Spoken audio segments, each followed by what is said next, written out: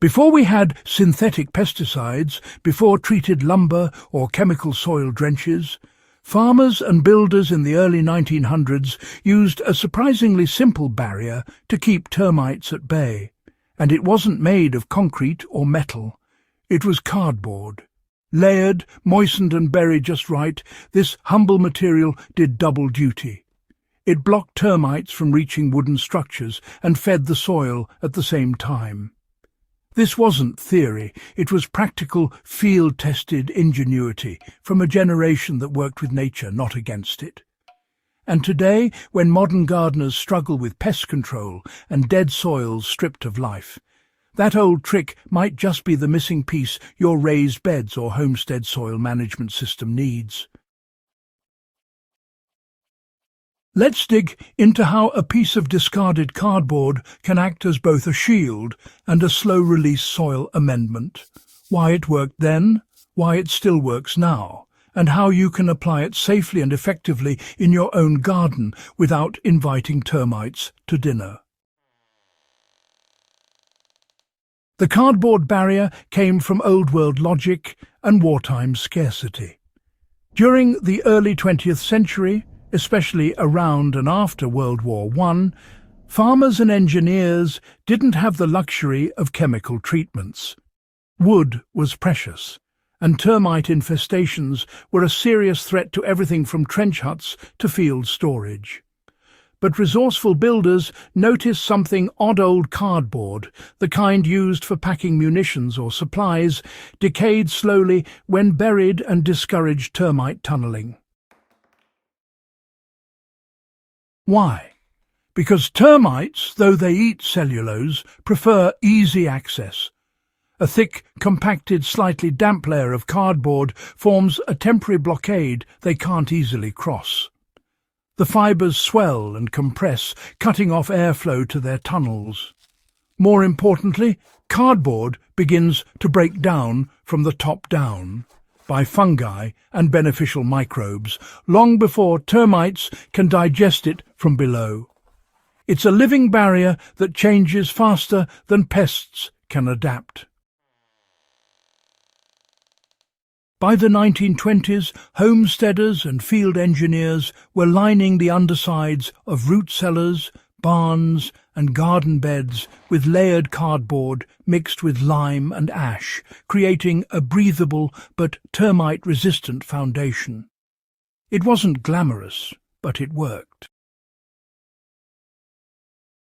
Termites are blind but not mindless. They navigate through moisture gradients, scent trails and temperature cues. When they encounter a compacted cardboard layer, those cues vanish.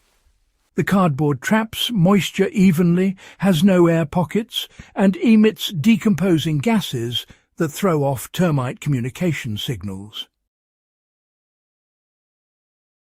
At the same time, beneficial soil fungi, the kind that thrive on brown carbon, begin to colonize the cardboard. Those microbes outcompete termites chemically, producing natural acids and gases that termites instinctively avoid.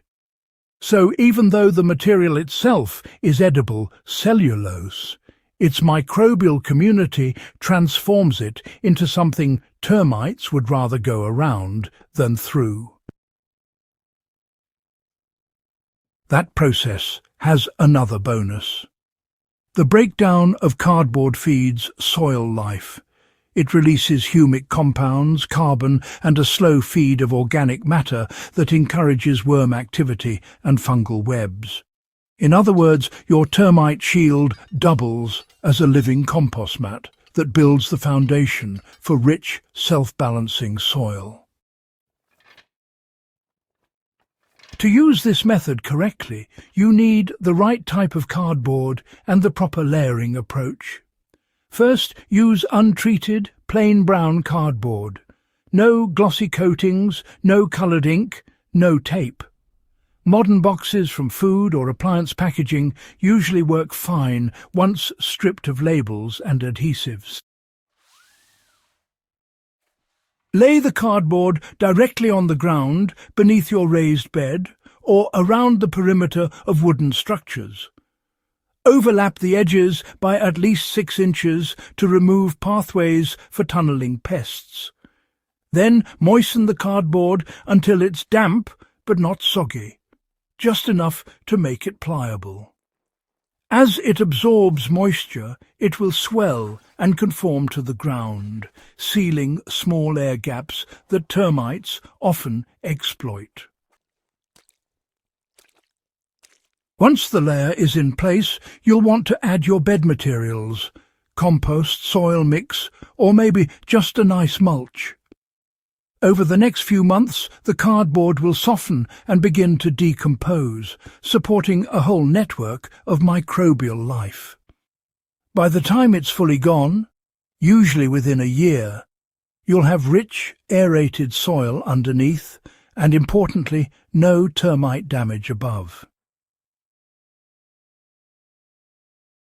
If you live in areas with heavy termite pressure, you can fortify the layer with a thin dusting of wood ash or garden lime before covering it.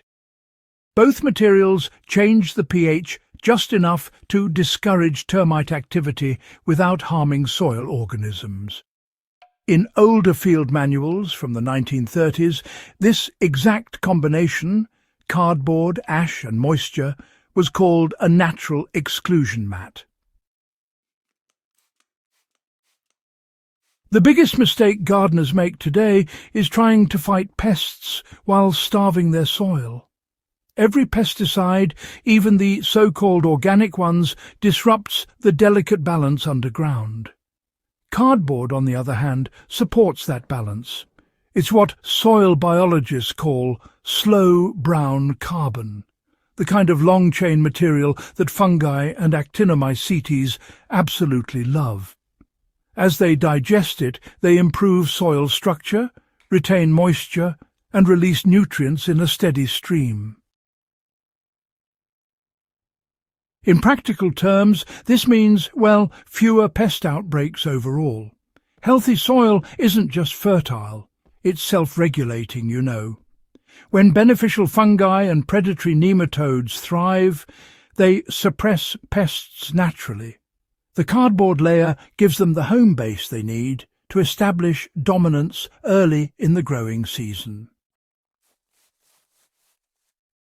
So what starts as a pest deterrent quietly becomes a soil regeneration tool. You're not just stopping termites, you're building an ecosystem that makes termites unnecessary in the first place. If you're running a larger operation or prepping long-term garden plots, this method scales easily. For field rows, lay wide strips of cardboard in your planting lanes or under mulch paths. For tree plantings, place cardboard rings around the base of each tree before mulching. This keeps moisture steady and discourages both termites and competing weeds. In survival gardens or off-grid setups, cardboard can even serve as a temporary wall barrier between wooden structures and soil. Just replace it annually as part of your soil maintenance cycle. Every layer you replace feeds your system further, building up dark, fertile topsoil in the process. That's the quiet genius of this forgotten technique. It never stops working for you. It's protection that turns into productivity. You know, it's easy to dismiss something as simple as cardboard in an age obsessed with specialized products and chemical fixes. But, well, history shows us that resilience was always about resourcefulness, not technology. The same trick that kept termites away from early storage sheds is now keeping soil ecosystems alive in modern gardens. What the old-timers understood, something we often forget, is that working with nature's own chemistry always wins in the long run. Every piece of cardboard you reuse this way represents less waste, fewer chemicals, and honestly, more life under your feet. If you found value in this deep dive into forgotten soil wisdom, subscribe to Hydrohaven for more. Go ahead and share this with fellow gardeners and survivalists who understand that history holds the best solutions to modern problems. Because sometimes the answer to feeding your soil and protecting your homestead isn't new at all. It's buried in the past, just waiting to be laid down one cardboard layer at a time.